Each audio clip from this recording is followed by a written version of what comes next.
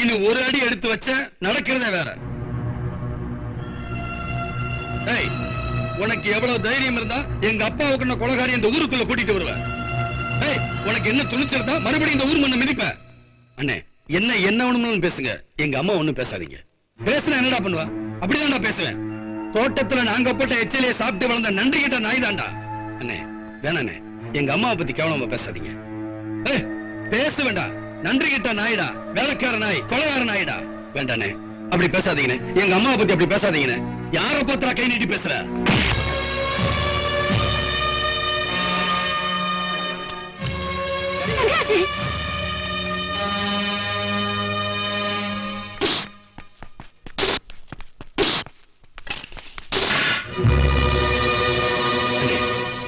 நீங்க அடிக்கிற ஒரு அடி கூட இனிமே என் மேல படாதுங்க.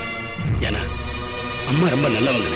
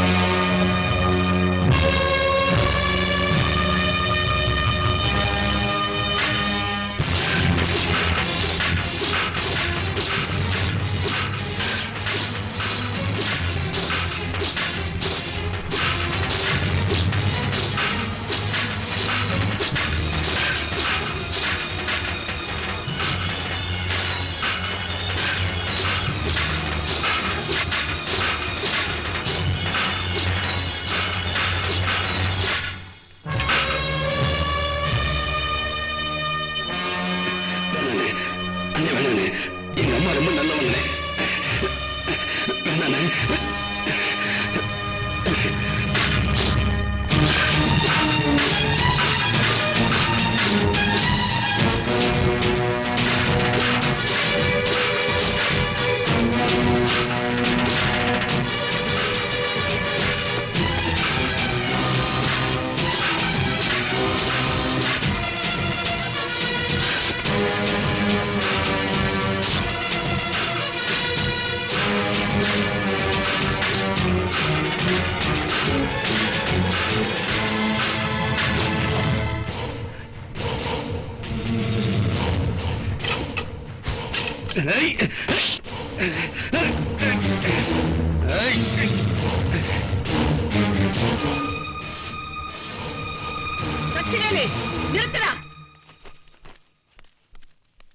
யார பாத்திரா இந்த ஊர் மண்ணை மிதிக்காதேன்னு சொன்ன?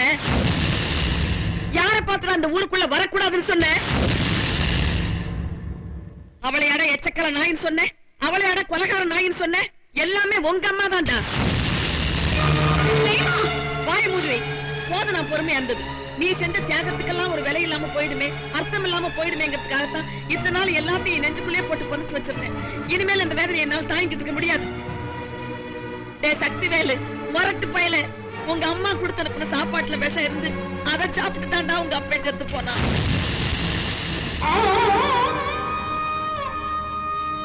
அதை காட்டி கொடுத்துட்டா உங்க அம்மா ஜெயிலுக்கு போயிடுவா, நீ அனாதை ஆயிடுவேங்கிறதுக்காக அந்த கொலைப்புளிய தானே ஏத்துக்கிட்டு வயத்துல பிள்ளையோட ஜெயிலுக்கு போன உத்தமிடாவா. என்ன பாட்டி சொல்றீங்க? ஆமா, அப்ப உனக்கு 4 வயசு.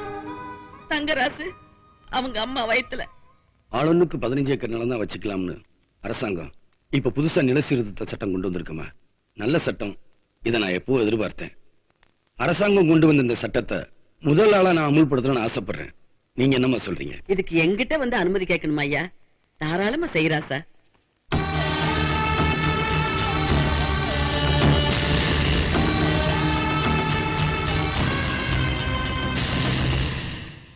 காயெல்லாம் சரியா எண்ணி போட்டுட்டீங்களா?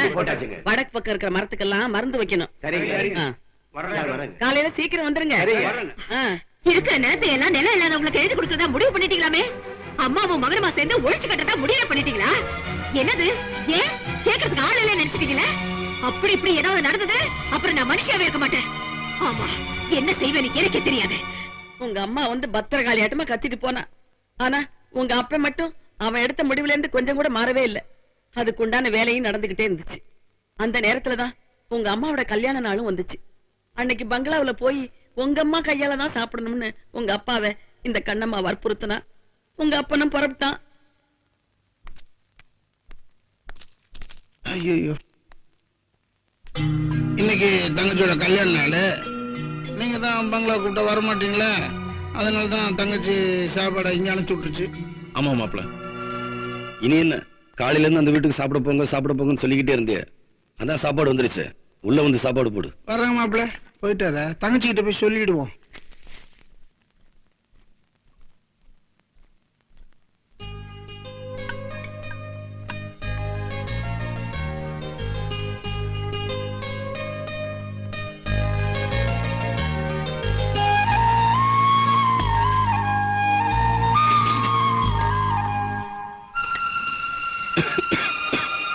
என்னப்பா தண்ணி குடி.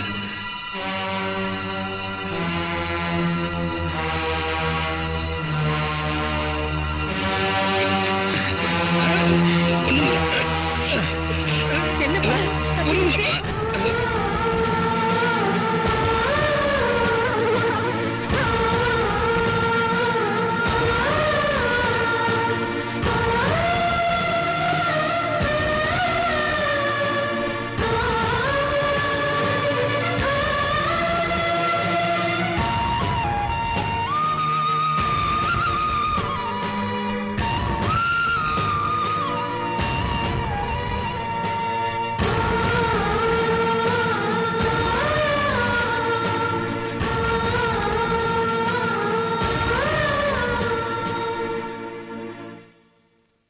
பாட்டி, எங்க அப்பாவை கொன்னது எங்க அம்மானா, எங்க குடும்பம்னா அவங்களெல்லாம் வெட்டி எரிஞ்சிடுறேன். அதுக்கு முன்னாடி நான் தண்டனை அனுபவிச்சாகணும். எந்த காரணத்துக்காக இந்த ஊருக்குள்ள என் கையால அடிபட்டானோ, அவமானப்பட்டானோ, அசிங்கப்பட்டானோ, அதெல்லாம் நான் பட்டாகணும் பாட்டி, நான் பட்டாகணும்.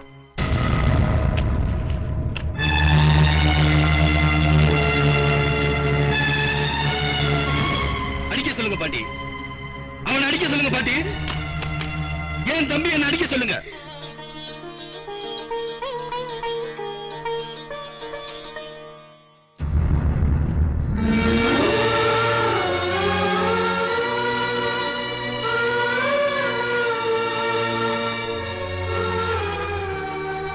சித்தப்பா, தப்பு செஞ்சவங்க யாரா இருந்தாலும் தண்டனை அனுப்பிச்சுதான் ஆகணும். அடிங்க சித்தப்பா எங்க அப்பாவை.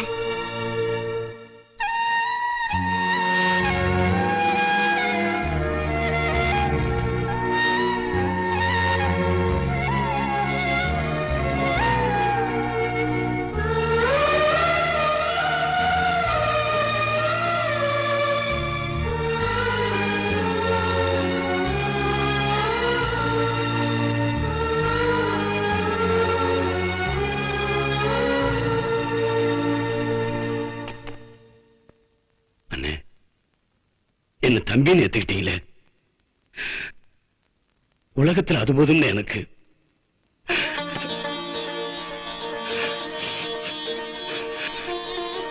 தங்கராசு,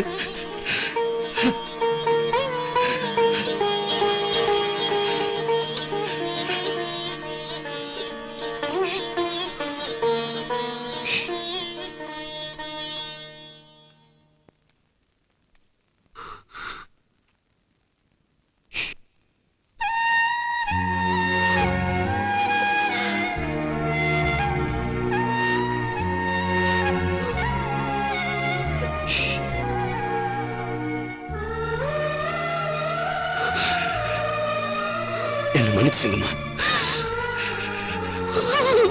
என்னையும் உங்க மகனை ஒத்துக்குவீங்களா?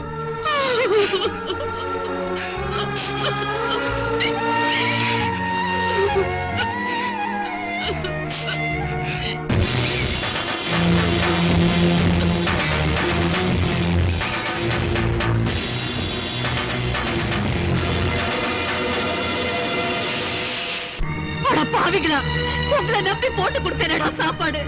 சொத்து காசப்பட்டு சோத்துல விஷத்தை வச்சு என் புருஷனை கொண்டுட்டீங்களேடா. அடச்சி, உங்க பேச்ச கேட்டு கேட்டுதானடா இன்னைக்கு நான் இந்த நிலைமையில வந்து உட்கார்ந்துருக்கேன். கூட பிறந்த தங்கச்சின்னு கூட பார்க்காம என் தாலி அறுத்துட்டீங்களே. ஐயோ, சக்திவேல் வந்தானா குடும்பத்தையே சுட்டு பொசுக்கிடுவாரு.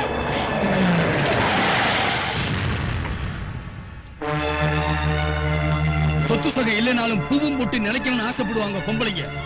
கடைசி வரைக்கும் சுமங்கலியாவே இருந்து சாகணும்னு சாமி கிட்ட வேண்டிக்குவாங்க. நீ என்னடானா பூவும் பொட்டு இல்லைனாலும் பரவாயில்ல, சொத்து சுகம்தான் வேணும்னு கட்டின புருஷனே கொன்னுட்டிய. நீ எல்லாம் ஒரு அம்மாவா? சுடுப்பா சக்திவேலு, சுடு. நான் செஞ்ச கொடுமைக்கும் பாவத்துக்கும் உன் கையால செத்து போறதாப்பா எனக்கு விமோசனமே கிடைக்கும். சுடு, சுடுப்பா, சுட்டு. கூட பிறந்த பாவத்துக்காக இவங்களை கூடவே வச்சிருந்தேன். சொத்து போயிடும், சொத்து போயிடும் சொல்லி பயமுறுத்தினாங்க.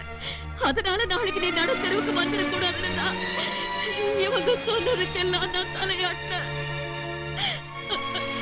ஆனா இந்த சொத்து காசப்பட்டு நான் போட்டு கொடுத்த சோத்திலேயே விஷத்தை வச்சு அந்த தெய்வத்தை கொலை செய்ய துணி வாங்குது. கடவுளை கூட நான் நினைச்சு பார்க்கலப்பா. சத்தியமா நான் நினைச்சு பார்க்கலையா.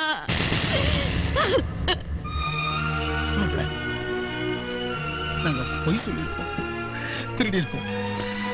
ஆனா சோத்துல விஷம் வச்சு கொள்ற அளவுக்கு நாங்க ஈன பிறவி இல்ல மாப்ள, ஈன பிறவி இல்ல. சுடுங்க, எங்களை சுடுங்க. ஆனா உண்மையான கொலைகாரன் யாருன்னு தெரியாம நாங்க செத்து போயிடுவோம். முதல்ல கொலைகாரனை கண்டுபிடிங்க மாப்ள. சோத்தை எடுத்துட்டு போய் கொடுத்ததுதான் எங்களுக்கு தெரியும். வேணாலும் அத்தையை கேளுங்க மாப்ள.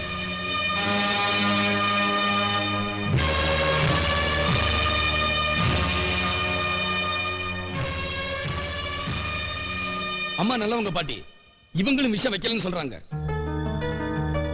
எனக்கு ஒண்ணுமே புரியல பாட்டி.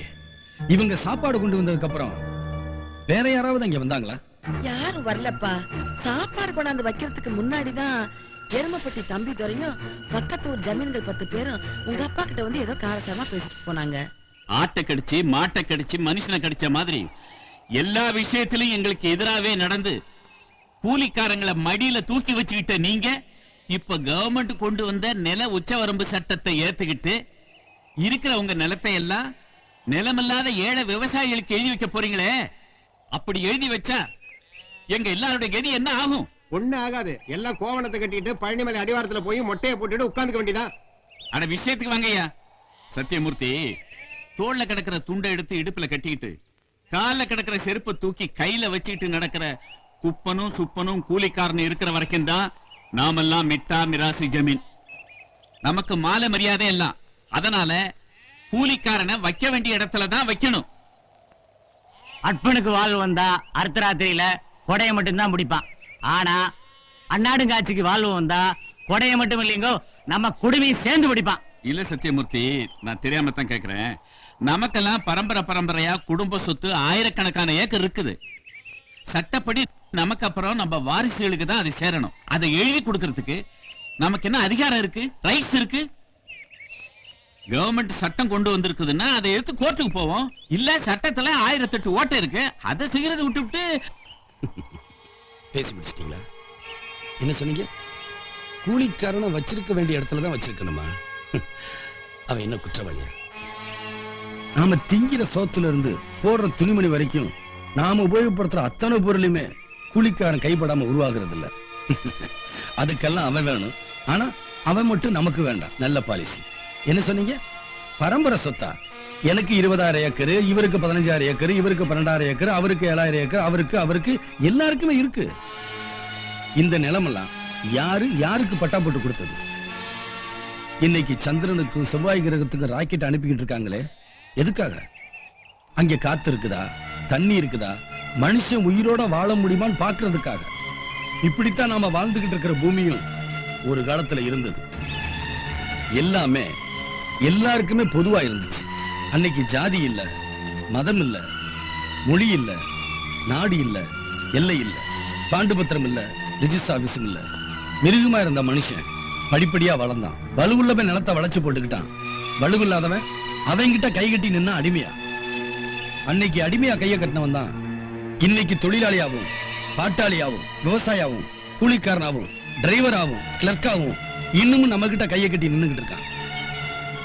ஒரு காலத்துல எல்லாருக்கும் பொதுவா இருந்த நிலத்தை இன்னைக்கு அவங்களுக்கும் பிரிச்சு எழுதி வைக்கிறதுக்கு எனக்கு ஒரு சந்தர்ப்பம் கிடைச்சிருக்கு.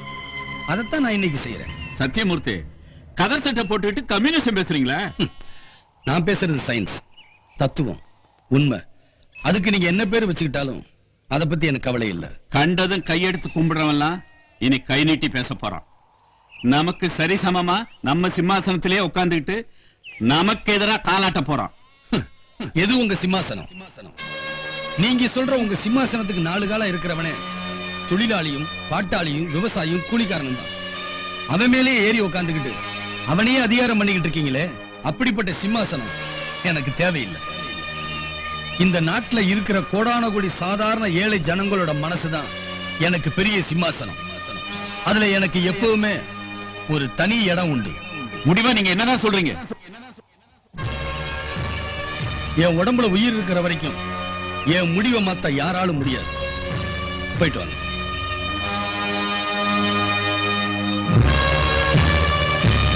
ஆமா மாப்பிள்ள, நாங்க தோட்டத்துக்கு சாப்பாடு எடுத்துட்டு போகும்போது ஒத்த பாலத்துல தம்பி தோறக்காரு ஏத்தாப்புல வந்துச்சு. அங்கதான் எங்க வண்டி மாட்டிக்கிச்சு. கார் எடுக்கிறதா வண்டி எடுக்கிறதான்னு அரை மணி நேரமா எங்களுக்குள்ள தகராறே நடந்துச்சு. அண்ணன் தம்பி 2 பேருக்கு உண்மை தெரிஞ்சிடுச்சு. அது ஆபத்து கறிக்குறி. அவங்க நேரம் இங்கதான் வருவாங்க. வழியிலேயே அவங்களை வெட்டி எரிகிறா.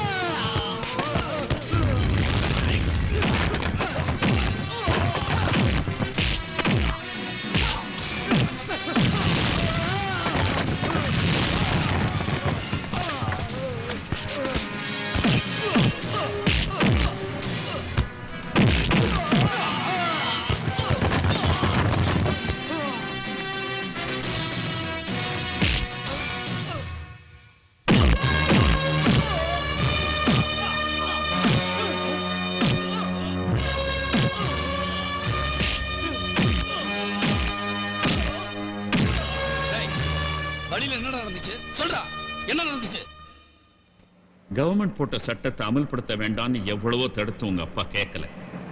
உங்க தோட்டத்தை விட்டு வெளியே வரும்போது கும்பிட போன தெய்வம் குறுக்க வந்த மாதிரி பெரிய வீட்டுல இருந்து உங்க அப்பாவுக்கு சாப்பாடு வந்தது. என் உயிர் உள்ள வரைக்கும் என் முடிவை மாற்ற முடியாதுன்னு தீர்மானமா உங்க அப்பா சொல்லிட்டதுனால இதுதான் சந்தர்ப்பம்னு என் மோதிரத்துல இருந்த வைரத்தை சாப்பாட்டுல கலந்து உங்க அப்பாவை கொன்னேன்.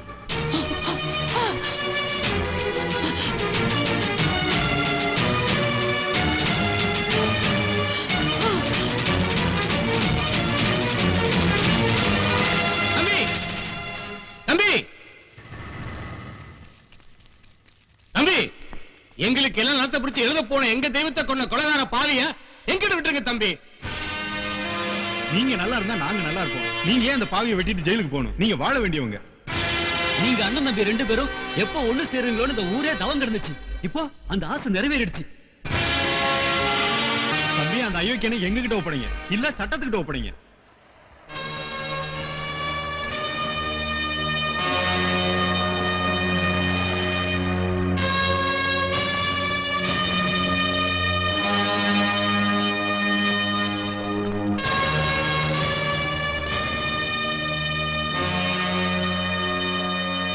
ஆக மொத்தம் எல்லா பிரச்சனையும் தீர்ந்துருச்சு. இல்ல இப்பதான் பிரச்சனையே ஸ்டார்ட் ஆக போகுது. தங்கராஜ் கல்யாணம் மேட்ரு. என்ன தங்கராஜ் கல்யாணம் மேட்ரு? ஏன் பொண்ணு தானே கட்டிக்க போறேன். ஏன் என் பொண்ணு கல்யாணம் பண்ணிக்க மாட்டானா? நான் தானே மூத்தவன். என்னடா அது வம்பா போச்சு? எப்பா தங்கராசு, நீ யார கட்டிக்க போற? டேய் ஒன்னதான் யார கட்டிக்க போற? சக்திவேலு என்னப்பா? டேய் பாட்டி கேக்குறாங்கல்ல சொல்றா. பாட்டி நான் யாருக்கிட்டையும் அப்படி பழகல. பெரியவங்க நீங்க என்ன சொன்னாலும் சரிதான். அப்படியா? எம்மா கண்ணுங்களா, உங்கள யார் மாமனை கட்டிக்க போறீங்க, யாரு விட்டு கொடுக்க போறீங்க? பாட்டி எங்களுக்கு ஒரு நிமிஷம் டைம் வேணும். எடுத்துக்குங்க. என்னது ரகசிய ஓட்டு எடுப்பா? ஏன் உன் பொண்ணுக்கு டெபாசிட் கிடைக்காதா? என் பொண்ணு லீடிங்ல ஜெயிச்சிருவா. தேர்தல் தேதி சொல்லுங்க, வெற்றி நம்ம தான்.